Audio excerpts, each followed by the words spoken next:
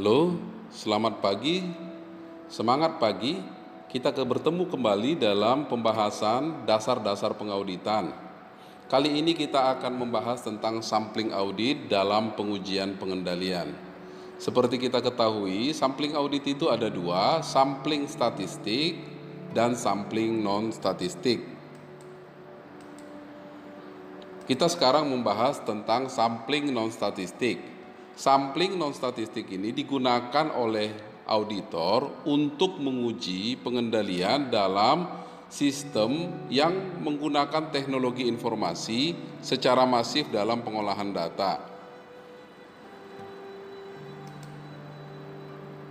Pengujian-pengujian yang biasa dilakukan auditor adalah pengujian prosedur pengendalian terprogram komputer, pengujian prosedur pengendalian umum, pengujian prosedur tindak lanjut, dan pengujian pengendalian manajemen. Dalam pengujian prosedur pengendalian terprogram komputer, seperti kita ketahui, dalam komputer dan aplikasinya biasanya ditanamkan prosedur pengendalian yang terprogram. Sebagai auditor, dalam melakukan pengujian ini ada dua langkah, disebut dengan pengujian dua langkah. Pertama, auditor memasukkan transaksi yang benar ke dalam aplikasi dengan harapan tentunya prosedur pengendalian terprogram akan melakukan pengendalian. Apabila transaksi ini benar, maka akan menghasilkan laporan yang diharapkan. Langkah kedua adalah memasukkan transaksi yang salah, sehingga diharapkan prosedur pengendalian terprogram akan menunjukkan laporan pengecualian yang tampak di layar komputer, atau bisa saja dalam aplikasi-aplikasi lain bisa menyimpan laporan kesalahan tersebut dan mencetaknya. Jadi, dengan melakukan pengujian ini, auditor bisa menilai prosedur pengendalian terprogram apakah sudah memadai atau tidak. Namun, pengujian ini harus segera diikuti dengan pengujian prosedur tindak lanjut atas laporan kesalahan. Laporan-laporan kesalahan yang dilaporkan oleh komputer terhadap pemrosesan transaksi seharusnya secara manual harus ditindaklanjuti oleh manajemen klien. Kemudian pengujian prosedur pengendalian umum komputer. Prosedur pengendalian umum komputer meliputi pengendalian organisasi dan operasi, pengendalian pengembangan sistem dan dokumentasi, pengendalian perangkat keras dan perangkat lunak, pengendalian akses, pengendalian data dan prosedural. Seluruh pengendalian tersebut meninggalkan jejak audit laporan perubahan sistem sebagaimana perubahan diuji dan disetujui. Software keamanan yang ada di komputer juga akan menghasilkan laporan dan log tentang siapa yang telah mengakses program dan arsip file data. Untuk itu, auditor dalam menguji prosedur pengendalian umum ini melakukan inspeksi atas laporan dan logs dan meminta keterangan kepada klien dan melakukan observasi.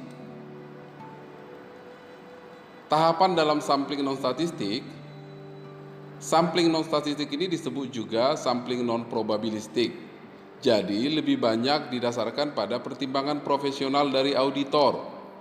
Tahapannya, tetapkan dulu tujuan audit dan prosedur audit, tetapkan populasi dan unit sampling, tentukan pengendalian yang akan diamati dan bukti keefektifannya, tentukan pengendalian yang akan diamati dan bukti keefektifannya menggunakan pertimbangan profesional untuk menetapkan ukuran sampel, menggunakan pertimbangan profesional untuk menetapkan metode pemilihan sampel, melakukan pengujian pengendalian dan mengevaluasi hasil pengujian. Sekarang kita masuk kepada pengendalian sampling statistik atau sering disebut juga sampling atribut. Bagaimana merancang sampel atribut untuk pengujian pengendalian? Sampling atribut dalam pengujian pengendalian digunakan hanya ketika terdapat jejak bukti dokumenter atas pelaksanaan prosedur pengendalian. Prosedur pengendalian seperti prosedur otorisasi, terdapat dokumen dan catatan yang memadai, terdapat pengecekan independen. Langkah-langkah dalam sampling atribut: tentukan tujuan audit, definisikan populasi dan unit sampling, tentukan atribut yang akan diuji, tentukan ukuran sampel, tentukan metode pemilihan sampel, dan lakukan rencana sampling, serta setelah itu evaluasilah hasil sampel tersebut. Sekarang kita masuk yang pertama, menetapkan tujuan audit. Apa sih tujuan audit? Secara umum, tujuan audit itu adalah mengevaluasi keefektifan, rancangan atau desain dan operasi pengendalian internal. Namun tujuan umum ini harus dijabarkan kembali dengan tujuan khusus untuk setiap siklus transaksi. Nah, tujuan ini Anda rumuskan berdasarkan asersi atas laporan keuangan. Masih ingat ada berapa asersi?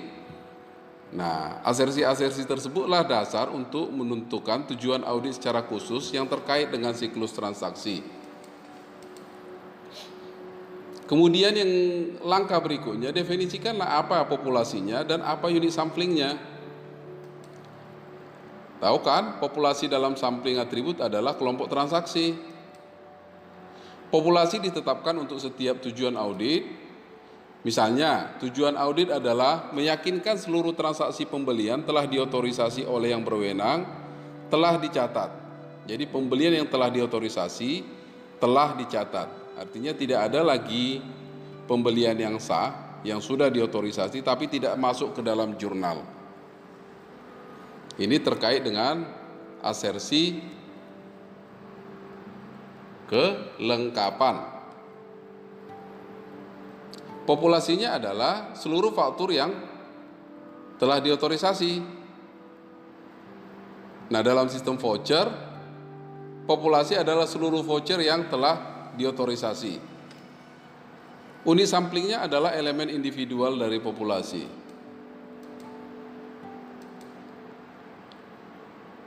Misalnya, tujuan audit Anda meyakinkan seluruh transaksi penjualan bukan transaksi fiktif. Tentunya terkait dengan tujuan ini, maka populasi yang Anda amati, yang akan Anda sampling adalah jurnal penjualan selama tahun pengamatan, dan sampling unitnya adalah ayat jurnal penjualan. Kemudian langkah berikutnya, tetapkanlah atribut pengendalian. Atribut ini adalah karakteristik dari pengendalian yang akan diuji. Misalnya, jika tujuan pengendalian adalah memperoleh keyakinan seluruh kredit telah diotorisasi, maka atributnya adalah persetujuan kredit oleh bagian kredit. Jadi fokusnya adalah tanda tangan bagian kredit.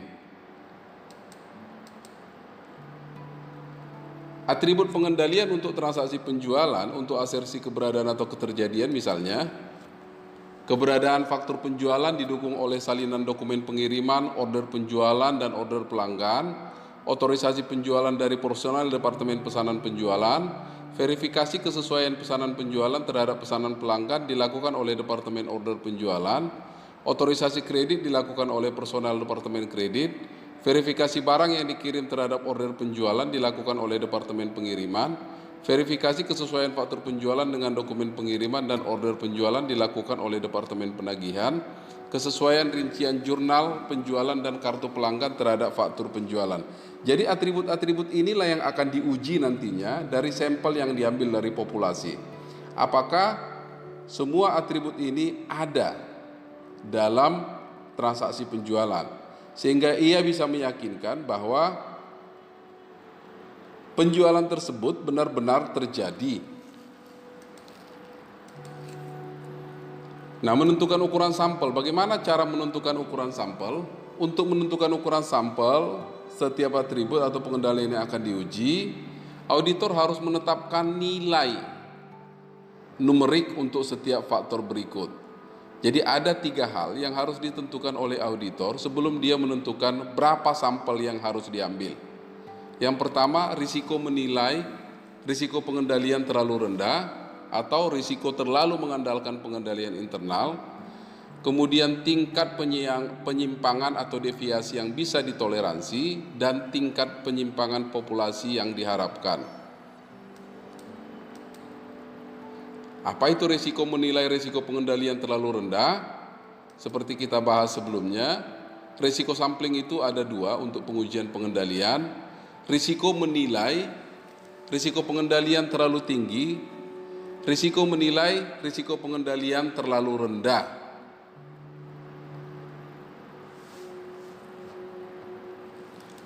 Risiko menilai pengendalian yang terlalu tinggi itu artinya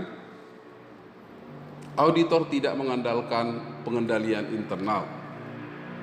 Sedangkan risiko menilai risiko pengendalian internal terlalu tinggi, terlalu rendah, ini auditor terlalu mengandalkan pengendalian internal. Agar menghindari audit yang tidak efektif, maka auditor berpatokan pada risiko menilai risiko pengendalian terlalu rendah. Risiko ini memiliki efek terbalik dengan bukti audit. Semakin tinggi risiko menilai risiko pengendalian terlalu rendah, maka semakin sedikit bukti audit. Ya. Jadi kalau risiko pengendalian, auditor menilai pengendalian internal, risiko pengendaliannya terlalu rendah, itu artinya auditor sangat yakin pengendalian internalnya sangat baik. Padahal kenyataannya pengendalian internalnya tidak begitu.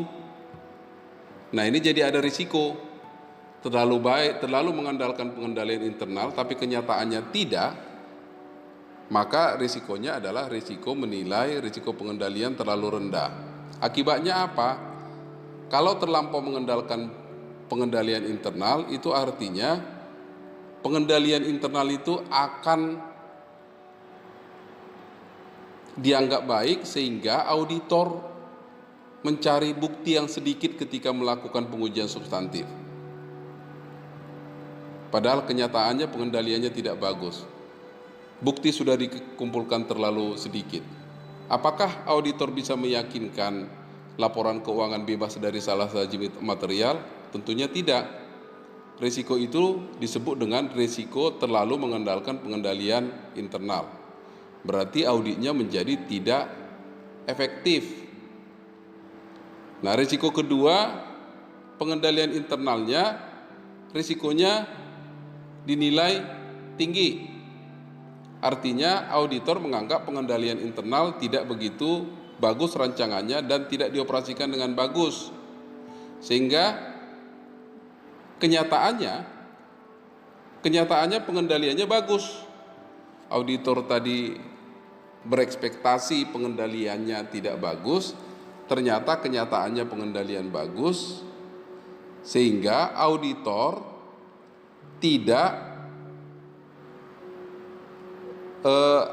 akhirnya mengumpulkan bukti yang terlalu banyak sehingga menghabiskan waktu, sehingga auditnya tidak efisien. Ya, jadi risiko menilai risiko pengendalian terlalu tinggi ini terkait dengan efisiensi audit. Risiko menilai risiko pengendalian terlalu rendah ini terkait dengan efektivitas audit. Biasanya risiko ini 5% atau 10%. Kemudian ada lagi tingkat penyimpangan ditoleransi. Apa ini? Tingkat penyimpangan ditoleransi atau tolerable deviation risk adalah tingkat maksimum penyimpangan dari pengendalian yang bisa diterima auditor. TDR memiliki hubungan terbalik dengan ukuran sampel. Semakin tinggi TDR, semakin sedikit sampel yang dibutuhkan. Tingkat harapan penyimpangan terhadap populasi. Tingkat harapan penyimpangan populasi merupakan persentase penyimpangan penerapan pengendalian di populasi. Biasanya tingkat penyimpangan ini diperoleh dari data audit tahun sebelumnya. Apabila klien untuk pertama kali diaudit, maka auditor bisa mengambil sampel secukupnya untuk mengestimasi penyimpangan dalam populasi. Bisa saja, misalnya populasinya adalah seluruh faktur yang sudah diotorisasi, dia ambil 30 faktur, kemudian dia periksa berapa yang menyimpang. Misalnya dari 30 itu hanya menyimpang 1, berarti tingkat harapan penyimpangan populasi adalah 1/30 kali 100%.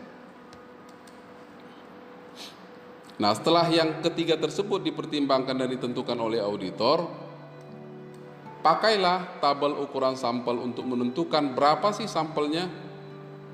Nah, ada 2 sampel. Tabel pertama adalah dengan menggunakan 5% risiko mengandalkan pengendalian internal, terlalu mengandalkan pengendalian internal. Yang kedua, 10% risiko tidak terlalu atau mengandalkan pengendalian terlampau rendah.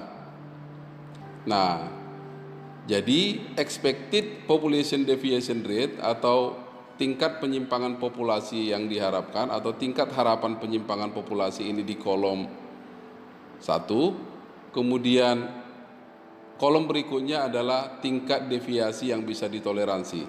Perpotongan antara kedua itu adalah jumlah sampel yang akan diambil atau ukuran sampel yang akan diambil. Kita ambil contoh. Auditor menetapkan tujuan audit meyakinkan bahwa setiap pembelian telah diotorisasi dan dilengkapi oleh dokumen pendukung, sehingga populasinya adalah faktur pembelian, unit samplingnya adalah faktur pembelian. Risiko menilai risiko pengendalian internal 5%, artinya apa? Kalau risiko ini 5%, auditor meyakini bahwa 95% pengendalian internalnya itu berjalan dengan baik dan dirancang dengan baik. Jadi dia yakin pengendalian internalnya berjalan dengan baik.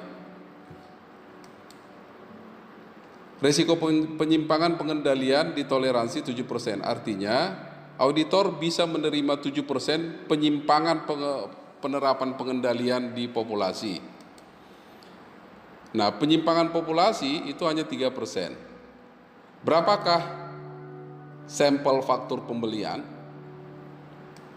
Kita masuk ke tabel ukuran sampel yang 5%. Risiko penilaian risiko pengendalian internal 5%. Nah, kalau kita perhatikan, tadi katanya tingkat deviasi yang ditoleransi adalah 7%, tingkat penyimpangan populasi adalah 3%, maka jumlah sampelnya adalah 129 faktur pembelian.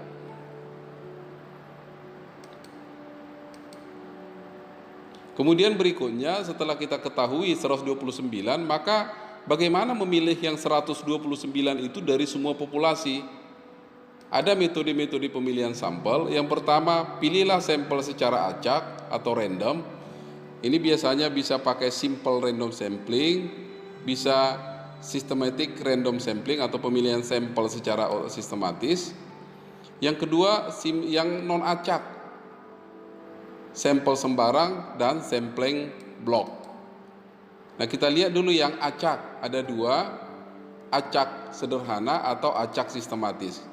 Kalau acak sederhana, auditor harus memastikan metode sehingga seluruh elemen populasi memperoleh kemungkinan yang sama untuk dipilih. Jadi setiap perwakilan ada dalam sampling.